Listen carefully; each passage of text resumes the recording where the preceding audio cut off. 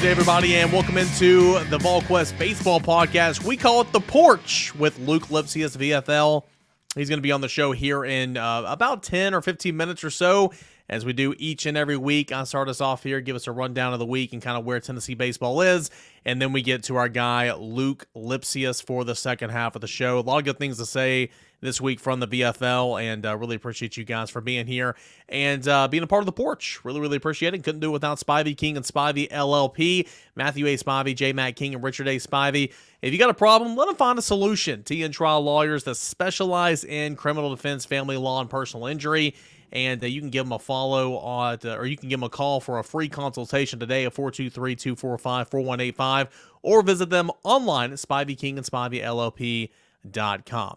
Big week coming up, man. We continue to say this. They're all big in the SEC. I understand that. It just means more. But coming off back-to-back SEC series with a 1-2 record, right? You fell on the road at LSU, number 1, 2-1. You fell back at home to number 3 Florida, 2-1. And both kind of mirrored each other, right? You had self-inflicting errors, and that's the reason you lost at LSU.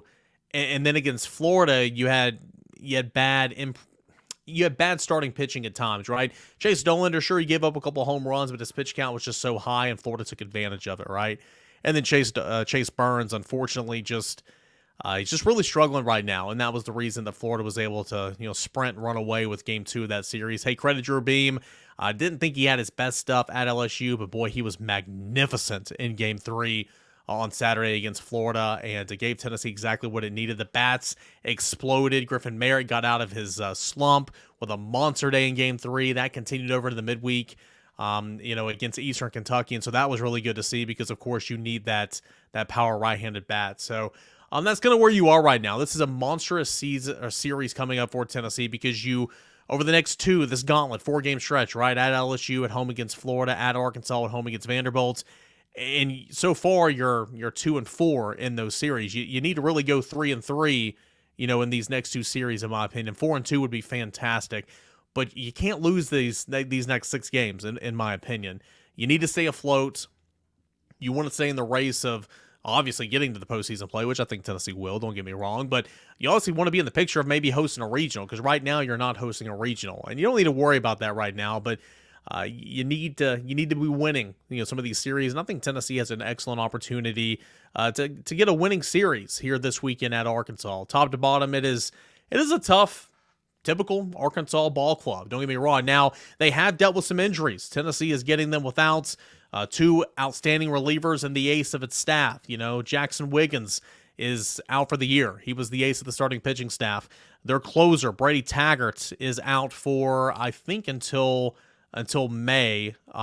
He's out until May, and he's their dynamite closer, one of the best relievers in all of college baseball. And then, their best middle relief guy coming over from Nebraska is Cody Frank, and he's out he's out for the year as well. So they've got 3 guys, 2 relievers, a closer, and a starter that are a big part of the success and the identity of who Arkansas is that are not going to be playing this weekend. And so, Tennessee will try to exploit that, right? I mean, the starting pitching has been, kind of all over the place right now. In the absence of Jackson Wiggins, Arkansas's turned to a Friday night guy in Hunter Holland, who's been pretty solid. He's got a 3 ERA for sure. He's started all 8 games, or had 8 appearances, started all of those so far this season. And as I mentioned, a 3 ERA. He's not walked an awful lot. He struck out a lot more than he's walked. And kind of their number 2 guy has been Will McIntyre. And he's got an ERA north of 5.5, and so there's opportunity there. And then because of the injury situation, you really don't have a solidified number 3 starter. Hagen Smith's the guy that started 5 games this year. Cody Adcock's the guy that started 3 games this year, but he's been used a ton out of the pen as well. And we'll have to see exactly what those projected starters are. And I'll find those out on Thursdays, and I put them in my preview. And even those are still just projections, but in talking with some people, I always put those in my previews on Thursdays that will come out on Friday morning before the series starts. So we'll see. I think Tennessee has an excellent opportunity to work down that starting pitching, get into the bullpen, and try to take advantage of this, because there is no Frank, there is no Taggart, there is no Wiggins. They're short-staffed in terms of the arms. If Tennessee's bats can work deep into accounts and do what teams have been doing against Chase Dolander for sure. I think that's going to help Tennessee out an awful lot against the 5th-ranked team in the nation, that being Arkansas. Hey, Arkansas is just solid, right? 26-6 overall in the season, 21-2 at home. Have only lost 2 games at the home ball field, and they're 8-4 so far in conference play. Jace Brofin is a guy that Beaufrin is a guy that Tennessee's going to have to watch out for sure. He's got 7 long balls. He's driven in almost 30 runs on the season, but he's hitting over 400 at 418, doing a really, really nice job that regard. 8 doubles on the season, an extra base machine. He's walked 22 times and struck out 22 times so far this season, so pretty solid across the board in that regard. Power hitter is Jared Wagner. 12 home runs, 44 ribbies, leads the team in both of that category. He's also hitting 351, so nothing to slouch at. In total, 1, 2, 3, 4, 5. 5 players are hitting 300 or over. 1 player, as I mentioned, at the top is hitting 418. Got Kendall Diggs, who's hitting 347. Tavian Josberger's hitting 347. Peyton Stovall's hitting 302. It's just a really solid lineup in terms of the order, so there's not many holes in that order. And Josenberger's the guy you got to watch out for on the base paths. He's stolen 7 of 10 attempts on the season so far. But they all will test Tennessee. Beaufrin has stolen 3 bags in 5 attempts. Wagner stolen 3 bags in 3 attempts. Josenberger's stolen 7 bags in 10 attempts. Slavens has stolen 3 bags in 3 attempts. Bolton has stolen 2 bags in 2 attempts. Stovall has stolen 2 bags in 2 attempts. Like, they don't run an awful lot, but when they do, super effective and super efficient on the base pass is Arkansas. So we'll see exactly what this looks like for Tennessee. It's going to be another challenge, but Tennessee has got to work deep into accounts. Tennessee has got to get in that bullpen. And if you have an offensive showing like you did on Thursday, it doesn't even have to be that great, right? But if you just have a better approach at the plate and don't strike out in double figures, don't have 18 strikeouts and 14 strikeouts, I think that can go a long way. Of these series coming up, when you take into account LSU and Florida and Vanderbilt, as crazy as it sounds, I think Tennessee has an excellent opportunity to pull off a series win, more so than against any of these other 3 teams at Arkansas this week. The environment's going to be critical. 2 skippers don't like each other. 2 fan bases don't like each other. We'll hear from Luke about he didn't play there. He was injured, but he knows all about that environment. We'll hear from Luke here in just a moment. It's going to be tough. You've really got to just take one game at a time, one at bat at a time, and play your brand of baseball. And Tony said this on Tuesday and a little bit after the end of the series, but playing at Grand Canyon, playing at LSU, it's prepared them for this moment. Each venue is a little bit different, but it's definitely prepared them for this moment. And so we'll see what happens. It's going to be a challenge, but the biggest question I have, and this is the overarching theme of the week, and we'll talk a little bit about it with Luke as well. What is Tennessee going to do with its starting pitching? Dolander is one of the best pitchers in baseball. He has not pitched his best so far this season. We know that. But his stuff is there, and he's giving you something to work with, and he's giving you an opportunity to win baseball games. Dolander's going to stay in that rotation.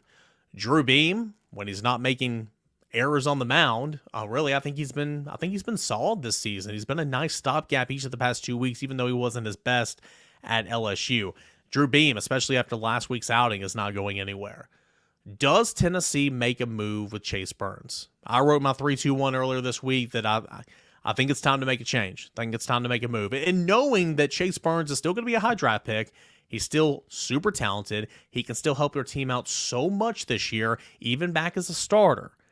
But I think a week or two off, a start or 2 off would do wonders for him right now. I mean, facts of the matter is, guys, he's got an 11+ ERA in SEC play. That's hurting everything. He is being pounded for extra base hits. Listen to this, guys. I dropped this in the 3-2-1, and it's staggering.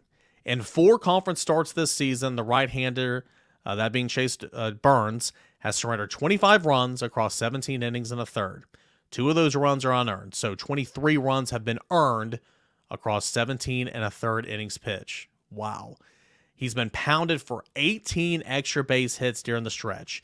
Of those 18 extra base hits, 8 home runs and 10 doubles.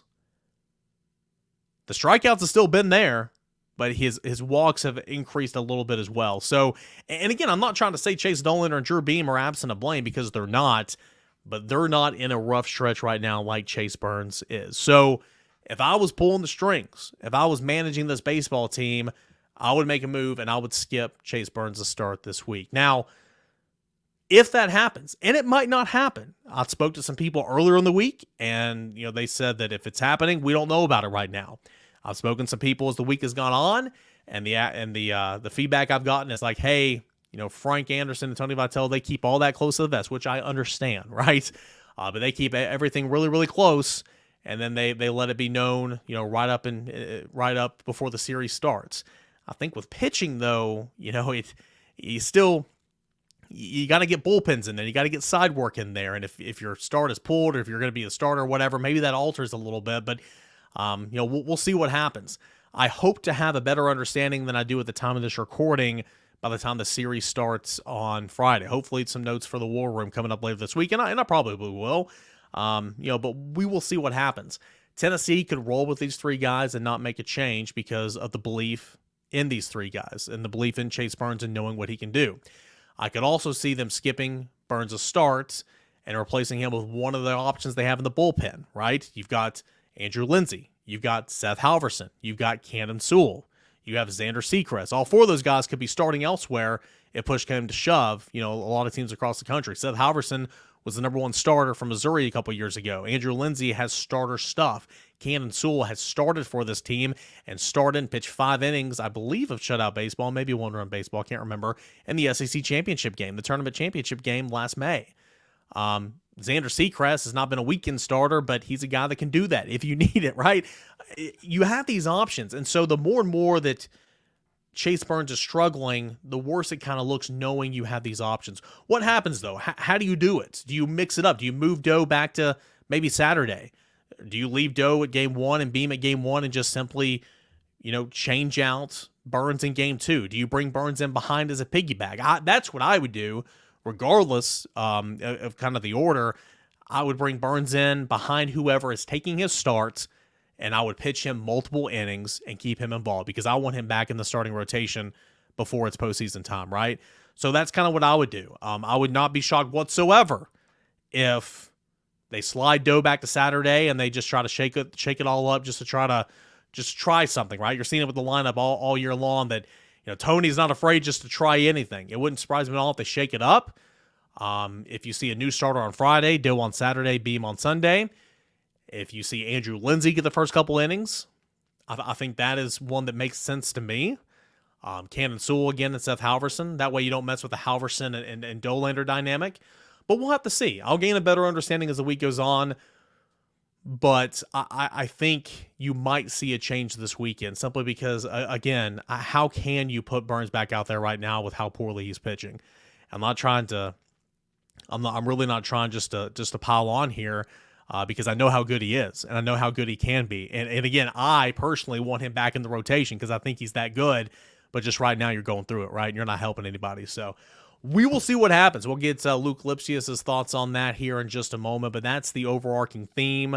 Asked Tony about it Tuesday after the game, and he literally the biggest sidestep to that question in the world. When he was honest and open about it last Friday night after Burns' last start, pretty much said, the question was, what's it going to take for someone's start to be pulled or skipped next rotation? And he was like, a night like this. I mean, he was kind of open about it post-game after Burns' last start and asking him after the Eastern Kentucky game earlier this week. Tony was very, very non-committal, sidestepped it completely. Go back and check that transcript. I didn't have time to cut that up, though, and I do apologize. I should have played it here. But we'll see what happens. It's going to be a challenge. Tennessee is going to have to weather the storm, weather the emotions. Tony Vitello and Frank Anderson are also going to have to weather the storm, weather their emotions, and going into Arkansas. And on that note, boy, Logan Chambers went yard on Tuesday. Isn't that funny? Tennessee's going to need everybody. Sam Smith asked me in the Volquest chat earlier this week, what would my outfield look like? Well, Hunter Ensley's going to be out there. Griffin Merritt, obviously you got to ask the question, is he DHing? Which I like him DHing on the road more than I do at home, to be completely honest, because the park's a little smaller, and I think he can run and make more plays at home than on the road. But But Griffin Merritt's an option now that he's hitting, obviously. C. Scott, I still want him out there. And then Tiers. Tiers is not hitting since coming back from his injury, but it's only a matter of time, in my opinion, before you start seeing some extra base hits from Kavares Tiers as well. So as far as starting, maybe game one, I'd have C. Scott in center, Inslee in left, and Tiers in right with Merritt's DHing, and that would mean Dickey's catching. And again, if Dickey's not catching, he's out there for sure. So you have options here, which is good, but it's good that you have Griffin Merritt back in the swing of things, no pun intended, because you need that right-handed bat in the order, in the heart of the order, and that's why they brought him here. So good midweek and good game 3 of the series against Florida.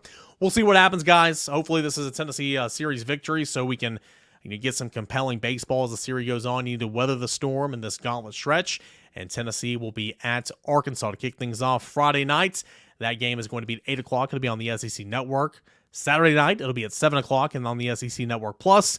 And then on Sunday, 3 o'clock Eastern on the SEC Network Plus as well. I'll have my full Arkansas preview coming up Friday morning at Volquest.com, breaking down the pitchers, the players to watch out for, more of this discussion we're having on here, all that and more coming up at Volquest.com in the weekly preview, plus some notes in the war room coming up as well. All right, guys, we'll have Luke Lipcius join the show here for the second part of To the Porch, or On the Porch, excuse me, The Porch. There we go. Third time's a charm. But as I stumble over the name of this podcast that I named, do want to remind you guys, could not be possible without our friends Spivey King and Spivey LLP. 3 partners doing an incredible service to East Tennessee: Matthew A. Spivey, J. Matt King, and Richard A. Spivey. If you got a problem, let them find a solution. T and Trial Lawyers, they specialize in criminal defense, family and law, personal injuries, examples of which can be DUI, homicide, assault. You've got personal injuries like car wrecks, accidents, stuff like that. Over 80 years of combined experience, Spivey King and Spivey LLP provides representation throughout the state and federal courts of Northeast Tennessee. The firm has a vast amount of trial experience. Practice has been in place for 43 years with this partnership since 2012. Also having partners who are energized for today's modern legal demands. That is our friend Spivey King and Spivey LLP. They practice primarily in Northeast Tennessee, the Tri-Cities of Sullivan County, as well as Hawkins County, Washington County, and surrounding areas. The firm has won multiple awards over the years. Been rated by super lawyers in the Mid-South for real trial experience. Whether you're injured in a car accident, you need help in a divorce, help with custody of your children, or have been accused of a crime, they are there to help. Go see them in person, 142 Cherokee Street, Kingsport, Tennessee. That's 142 Cherokee Street, Kingsport, Tennessee. Or give them a call today for a free consultation at 423-245-4185.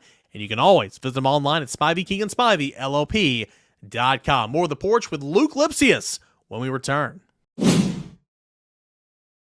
Luke, Tennessee is, man, I mean, this stretch is bonkers. It is so tough. At LSU, back home against Florida, going to Arkansas now this week, and then back home against Vanderbilt. And then, of course, there's some other challenges in the SEC later in the schedule as well.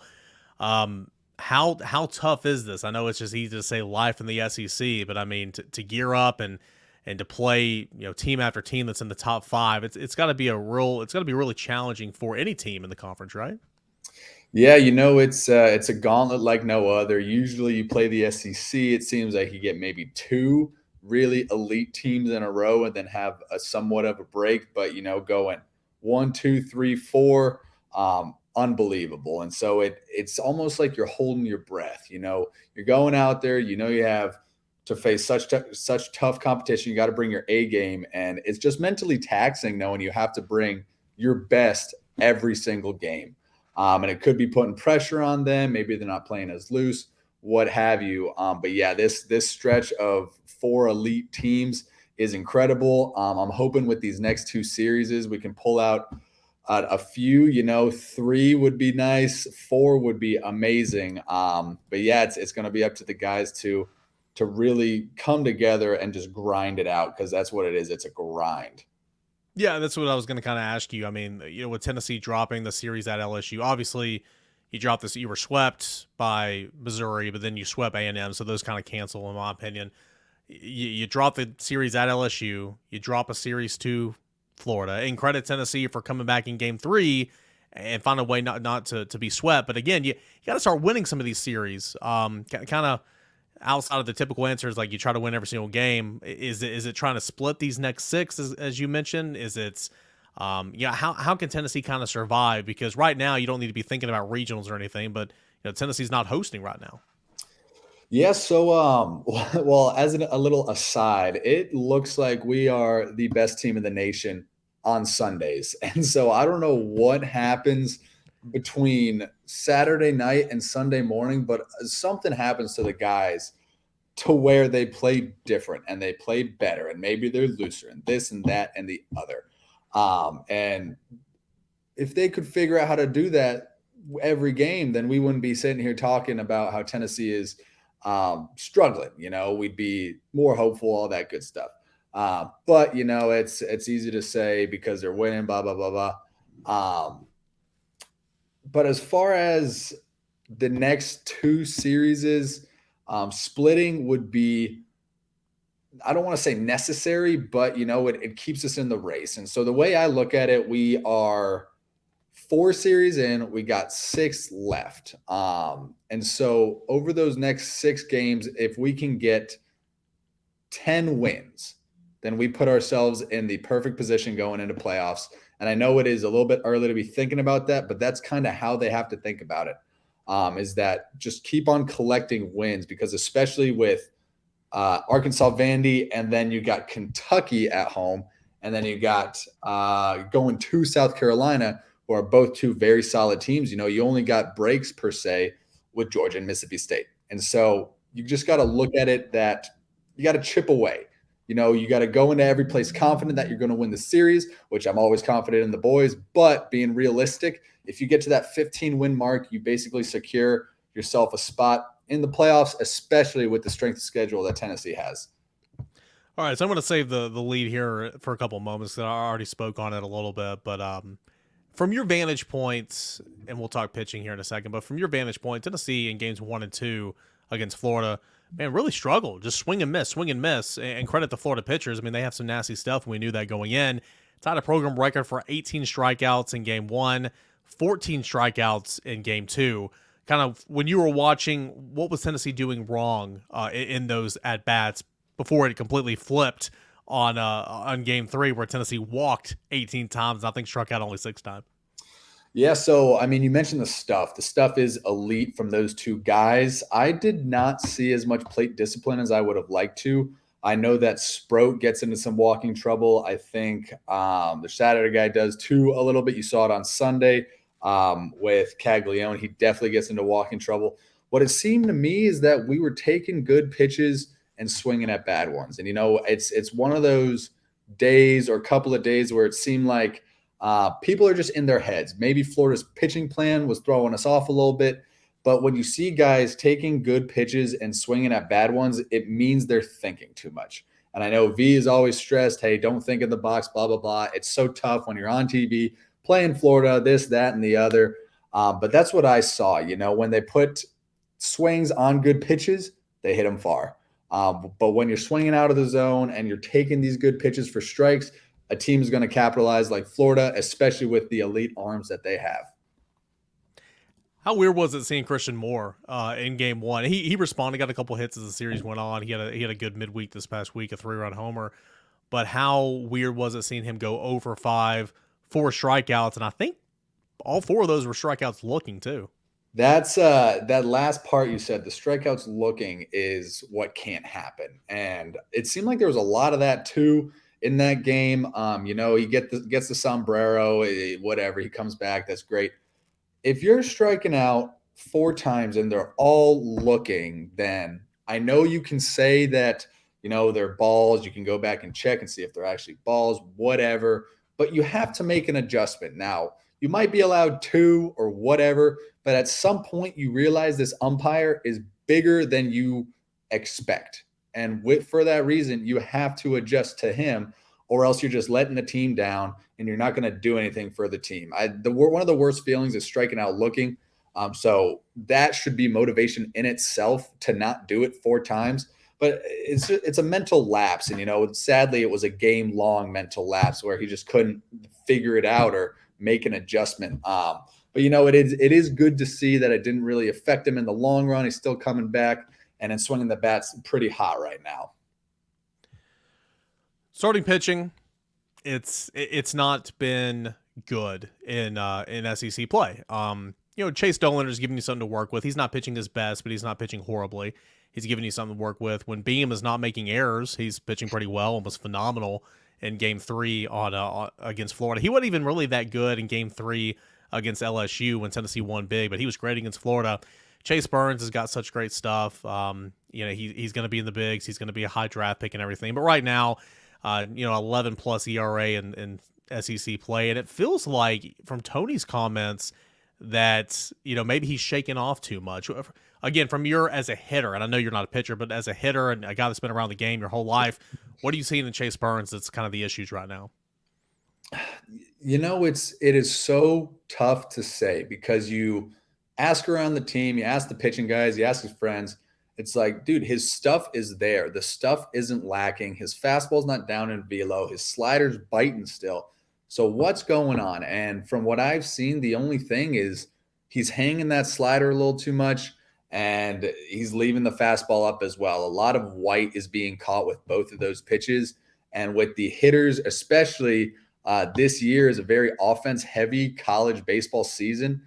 These hitters can hit it, and they'll do it time and time again. And so how do you make the adjustment? I'm not quite sure. That's a pitching mindset. But as far as the rotation goes, I think Dolly is perfectly fine. You see him not doing to what we all expected. However, he's still doing good enough to win more games than he has. And then, of course, Beam has been the lockdown guy on Sunday. So what I think we'll see this weekend is a little mix-up from that Saturday spot. Maybe throw Burns on the back burner, have him as a weapon out of the pen, and filter in, Lindsey or Halvey or something, just to not only flip it up, maybe get the mojo back, but give Burns some time to really just go out there and, pitch like a reliever, not think about the longevity, but just think about the pitches that he has in front of him. Yeah, and we'll see what happens. I mentioned earlier in the show, here's kind of what I would do. I spoke with some people very much involved in the program earlier in the week, and they said that, hey, if that's the plan, a change, it's not been made public to us yet. So a lot of things can happen as the week goes on. And so we'll see, and hopefully I'll learn some more information on it before, game 1 or whatever. But if you were manager, if you were Tony Vitello, and you kind of mentioned it there, kind of how would you handle the Saturday start for Chase Burns this week? Would you maybe start Halvey or Lindsey and then bring Chase in right behind him? Kind of how would you go about that if you were the one pulling the punches?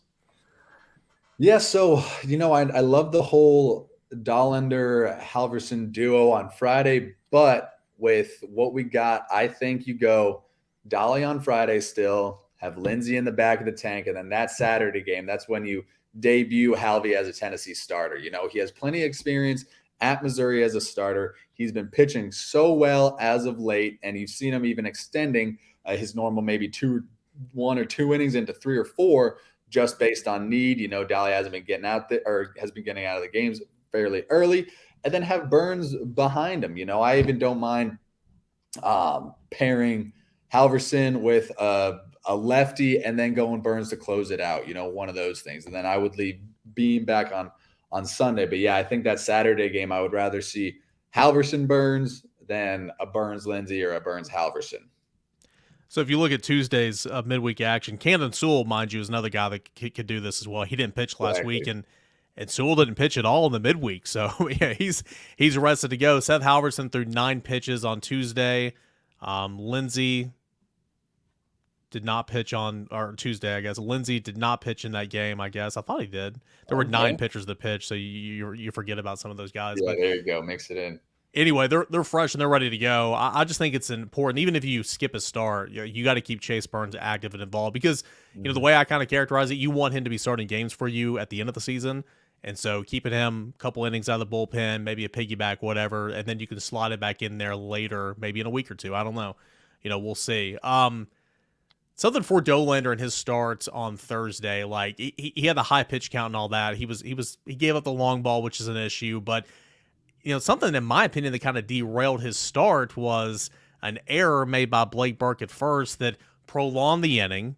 Mhm. Dollander had to face 3 more batters. He had to throw 16 more pitches, and that just didn't really help anything out. Burke at first baseman to first baseman. What does he do well, and maybe how can he improve his defense as the year goes on? Because it's a little bit of an adjustment right now being the everyday first baseman. Yeah, we've been talking about it. It seems like it comes up every week, which is not a good thing.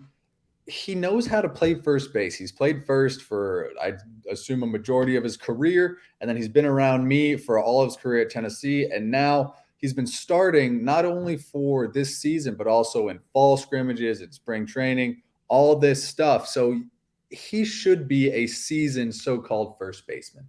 And if you ask me before the season started, who had better hands, me or Burke, I would give it to Burke. That guy's got so much skill, talent, whatever, which is why it's confusing to see him not perform on the field. And so it's has to be a mental thing. He's just not locking in on the ball when it's coming.